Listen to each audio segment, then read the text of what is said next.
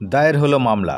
2022 সালের প্রাথমিক নিয়োগকে কেন্দ্র করে কলকাতা হাইকোর্টের দ্বারস্থ হলেন চাকরি প্রার্থীরা।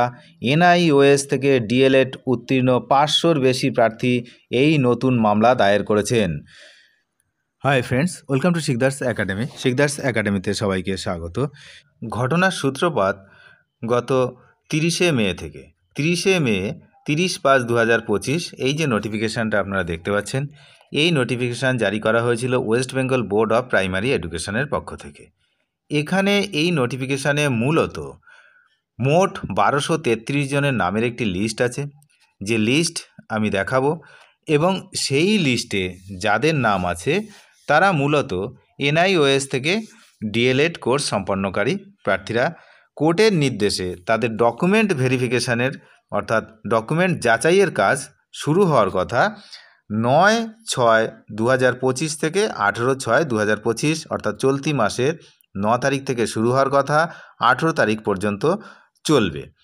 এই নোটিশ পাওয়ার পর প্রায় 500 ক্যান্ডিডেট যারা ডিএলএড কোর্স করেছেন, এই রকম 500 ক্যান্ডিডেট তাদেরকে বঞ্চিত করা হয়েছে এই দাবি করে দায়ের করল কলকাতা হাইকোর্টে নতুন মামলা। সেই নতুন মামলার বিষয়বস্তু তো আমরা জানব। তার আগে এখানে দেখে নিই যে নোটিশটা দেওয়া হয়েছিল সেই নোটিশটা অ্যাকচুয়ালি কী। এই নোটিশে যে 1233 জনের নাম দেওয়া হয়েছিল, সেই 1233 জনের নামের মধ্যে 4 রকম মেমো নাম্বারের কোর্ট কেস রয়েছে। এই 4 রকম মেমো নাম্বারের কোর্ট কেস এবং লিস্ট দেওয়া হয়েছিল, লিস্ট অফ টেস্টিমোনিয়ালস।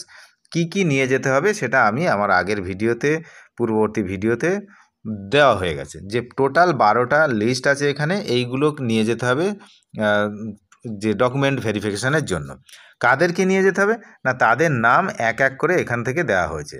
মূলত কৌশিক দাস অ্যান্ড আদার্স তার কেসের ভিত্তিতে, এবং এছাড়াও এখানে রয়েছে বাপ্পি বর্মন, তারপর মুসান্না জুলকার আলী, টুম্পা পাল, এই যে 4 জন এবং আদার্স ভার্সেস ওয়েস্ট বেঙ্গল যে কেস ছিল, সেই কেসের এগেনস্টে কিন্তু এই লিস্ট বার করা হয়েছে। যে যারা মূল মামলাকারী ছিল তাদের নাম এখানে দেওয়া হয়েছে। এখন প্রশ্ন উঠেছে তারপর যে যারা মামলাকারী তারাই শুধু সুযোগ পাবে, আর যারা মামলা করেনি তারা সুযোগ পাবে না। এই বিষয়টা নিয়ে কিন্তু এবার আরও 500 জন যারা কলকাতা হাইকোর্টে কিন্তু মামলা দায়ের করেছে। মোট 1233 জনের নামের লিস্ট এখানে এই যে আমি দেখাচ্ছি, 1233 জনের নামের লিস্ট এখানে রয়েছে। তারপরে কিন্তু যাদের নাম নেই তারা মূলত এই মামলাটি করেছে কলকাতা হাইকোর্টে। 2022 প্রাথমিক নিয়োগ নিয়ে আবারও মামলা। কলকাতা হাইকোর্টের দিকে তাকিয়ে রয়েছে চাকরি প্রার্থীরা। 2022 সালের প্রাথমিক শিক্ষক নিয়োগ প্রক্রিয়া যেন বিতর্ক এবং আইনি লড়াইয়ের এক অন্তহীন অধ্যায়। আবারও এই নিয়োগকে কেন্দ্র করে কলকাতা হাইকোর্টে দ্বারস্থ হলেন চাকরি প্রার্থীরা। এনআইওএস থেকে ডিএলএড উত্তীর্ণ 500-র বেশি প্রার্থী এই নতুন মামলা দায়ের করেছেন, যা নিয়ে এখন রাজ্য জুড়ে শোরগোল পড়েছে। তাদের মূল অভিযোগ, নিয়োগ প্রক্রিয়া থেকে তাদের অন্যায়ভাবে বঞ্চিত করা হয়েছে। ঘটনার প্রেক্ষাপট কী ছিল এবং মূল অভিযোগটা কী? প্রাথমিক শিক্ষা পর্ষদ প্রায় 11,765 শূন্য পদে শিক্ষক নিয়োগের জন্য বিজ্ঞপ্তি প্রকাশ করেছিল। সেই অনুযায়ী টেট উত্তীর্ণ এবং ডিএলএড প্রশিক্ষণপ্রাপ্ত প্রার্থীদের আবেদন করার সুযোগ দেওয়া হয়। কিন্তু বিতর্কের সূত্রপাত হয় পর্ষদের একটি সাম্প্রতিক বিজ্ঞপ্তিকে কেন্দ্র করে। এই বিজ্ঞপ্তিতে স্পষ্ট বলা হয় শুধুমাত্র সুপ্রিম কোর্টের মামলাকারীরাই নথি যাচাই প্রক্রিয়া অর্থাৎ ডকুমেন্ট ভেরিফিকেশানে অংশগ্রহণ করতে পারবেন, যা আগামী 9 জুন থেকে শুরু হওয়ার কথা। কলকাতা হাইকোর্টে দায়ের করা মামলায় এনআইওএস প্রার্থীদের আইনজীবী সওয়াল করেন যে পর্ষদের এই সিদ্ধান্ত সুপ্রিম কোর্টের পূর্ববর্তী নির্দেশের সরাসরি লঙ্ঘন করেছে। তাদের যুক্তি, শীর্ষ আদালত national institute of open schooling থেকে ডিএলএড সম্পন্ন করা প্রার্থীদের এই নিয়োগ প্রক্রিয়ায় অংশগ্রহণের জন্য যোগ্য বলে বিবেচনা করেছিল। তা সত্ত্বেও পর্ষদের এই নতুন পদক্ষেপ তাদের বঞ্চিত করেছে।